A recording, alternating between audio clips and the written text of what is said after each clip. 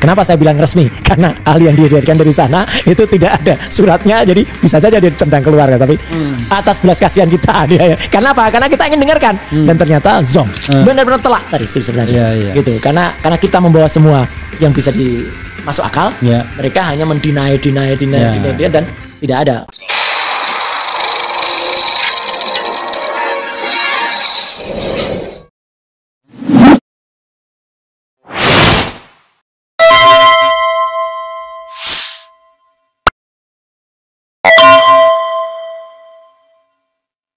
Foto kuliah Dumatno masa kuliah ada nggak? Ya itu ada yang ada. Pakai toga. Betul. Dia kuliahnya memang tidak di UGM. Ya. Dumatno di Sekolah Tinggi Ekonomi Solo. Ya. Nah, jadi clear lah kita nggak ada yang kita tutup-tutupi kok. Semua juga. Jadi begini saudara sekalian, biar paham logikanya. Ya.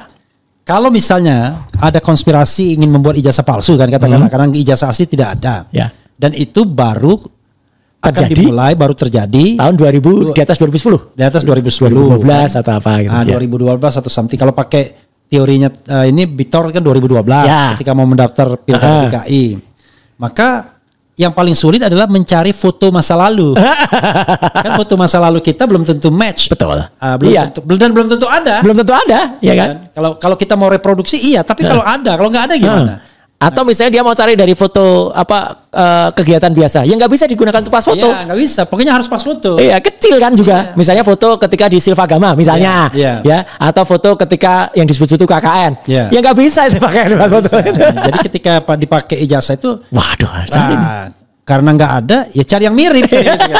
Agar miripnya agak banyak dioprek-aprek dulu. Siapa gitu kan? Itu logic thinkingnya begitu ya. Betul. Dan itu tidak ketika 85 yang kata baru 8 tahun. Di mana logikanya kata yang sana itu kan? Itu logika. Iya, itu logika yang lulusan. Enggak boleh kita menghina, enggak boleh. Itu hanya ikan dalam kolam.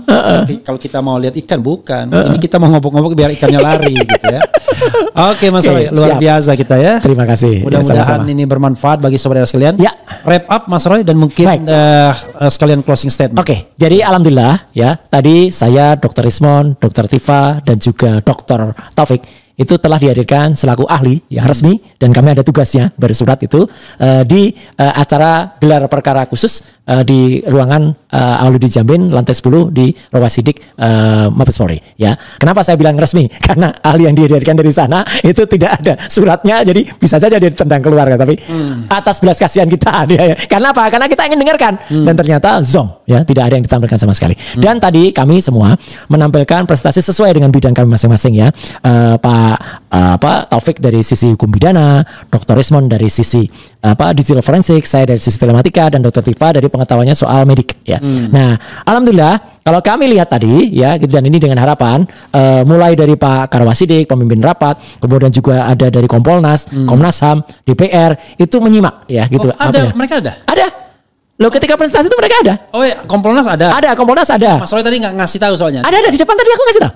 Oke, iya. Kompolnas. Ada, kemudian siapa?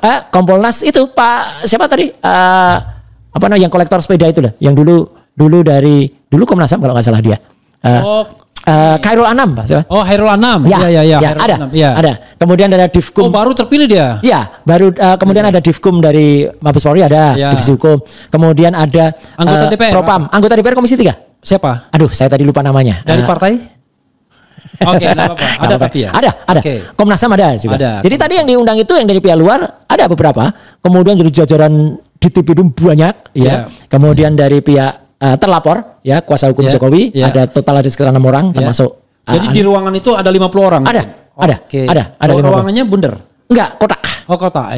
Dengan pemimpin rapat, kebetulan kalau saya ngadep Mas Refli, pemimpin rapat ada di sebelah kiri. Kemudian big screen-nya ada di sebelah kanan saya. Di sebelah kanan. Ya. Kemudian semua orang bisa lihat. Semua bisa lihat dengan sangat bagus, menarik. Apalagi waktu saya berikan, karena kan kita bikinnya juga resolusinya tinggi juga kan, gitu foto-fotonya. Jadi jadi itu menunjukkan kalau tadinya mau dibilang itu kan hanya screenshot gitu, enggak, itu mereka lihat, fotonya jelas-jelas semua gitu. Ya ini memang resolusi tinggi gitu. Memang ini beneran gitu. Termasuk ijazah yang kita download dari si Sandi itu juga dengan resolusi yang Mas Roy, kenapa itu judulnya 99,9%? Iya kan, berarti masih ada 0,1%. Bukan gini. Kan itu juga sempat dikawal kayak tadi sebagai alasan. Saya sih sebenarnya cuma men-challenge saja. Iya, kan nggak apa-apa. Itu tadi yang juga disebutkan oleh mereka. Kan dia tidak berani menjamin 100%, hanya 99,9. Jadi ada gini loh Mas, kita tuh kan manusia. Kita tidak sempurna gitu loh.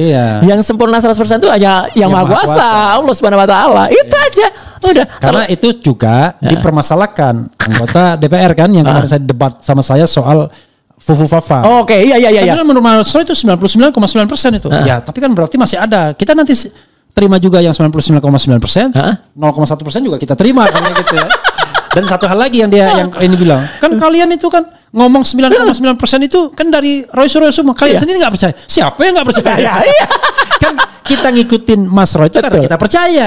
Bukan nggak percaya. Bukan nggak percaya kan juga ya. Dan juga kita ngikutin ya kan, mengikutin cuma penjelasan soal Fufu-Fafa itu clear banget lah itu. Itu juga. Nanti pada saatnya juga akan ada ginian lagi.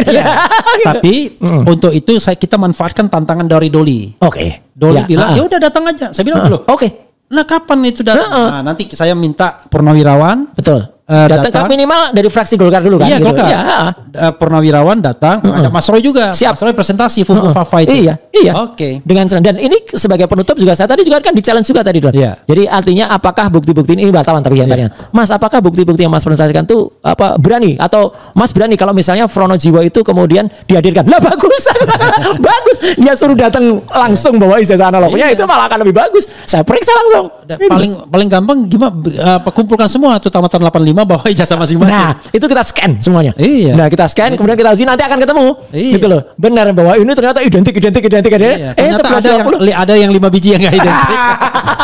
11-20 ternyata enggak identik gitu kan. Gitu. Jadi itulah. Jadi kalau kita scan langsung nanti justru akan lebih detail Mas Refli. Karena ijazah aslinya UGM itu ada watermarknya. Kacamata gitu. Dan kalau yang ini kan memang ya sama dengan ketika Dr. Isma mengambil pertama kali skripsi, itu kan pakai kamera handphone. Tidak bisa menunjukkan kertasnya warnanya apa, yang warnanya apa. Mas Ros bisa tunjukkan karena resolusinya tinggi dan itu bukan JPEG. Bukan Joint Photographic Expert Group, tapi RAW. Jadi RAW itu filenya besar, sehingga itu sangat-sangat memungkinkan untuk dianalisis ya. Itu kemudian diolah menjadi. Tapi orang ada pertanyaan. Loh, kalau gitu kan cuma lembar pengesahannya aja yang nggak asli. Skripsinya asli. Ya milik orang lain. Asli punya orang. Lembar pengesahannya nggak asli, lembar pengujiannya nggak ada, judulnya juga nggak asli kan? Kan judulnya juga nggak asli. Dan tadi ada yang konyol. Saya ingat. Jadi dari mereka mengatakan. Tapi kan maksudnya gitu yang saya ingin katakan. Ijazah itu ada itu, tapi ijazah orang lain. Skripsi itu ada. Betul. Saya ingat ada dua yang konyol ya, nggak apa-apa ini sebagai penutup. Yang konyol itu satu yang mereka bilang, itu kita sudah lihat kok skripsi yang lain tuh rata-rata sama kok. Loh dari mana gitu kan? Dia nggak ditanya, dia bilang itu kan kita identifikasi dari itu penanda halaman yang tertulisannya perdana. Nah dengan mudahnya kalau itu kita pergi ke percetakan perdana, minta nih 10 biji gitu kita tempel. Yang ada ini ya, ada ininya itu. Ada pembatas halaman itu. Apa namanya pitanya itu? Pitanya itu. Iya. Coba pitanya kita cek. Kalau pita kuno, udah pasti bulu kan. Itu juga masih kincling. Satu. Yang kedua yang konyol lagi. Tadi kalau itu sekaligus kita jawab sebenarnya Pak bagian penutup. Jadi apakah kalau kemudian kenapa kita cukup percaya? Ini wartawan. Bukan di dalam sebagai penutup ketika material itu kan sempat ada cicet dikit. Jadi kan ini lucu lah. Masa kan Pak Egy minta ijazahnya tampilin. Terus dia bilang kan kita cukup percaya dari UGM saja. UGM sudah mengatakan gitu. Kata si juga mereka gitu. Joko Hasibuan. Ya Hasibuan. Nah, jadi mereka bilang gini. Coba ini saya analogikan yang gampang ya gini. Jadi kalau ada mayat meninggal. Ya kan kita cukup dari visumnya saja atau otopsi saja, tidak mayatnya dihadirkan kembali gitu. Nah saya bilang itu jenazah aja kita ulangi ketika kasus Joshua, saya bilang gitu. Ya kan Joshua aja diulangi dengan ekshumasi, gali lagi untuk menemukan, apalagi ini bukan jenazah tapi ijazah.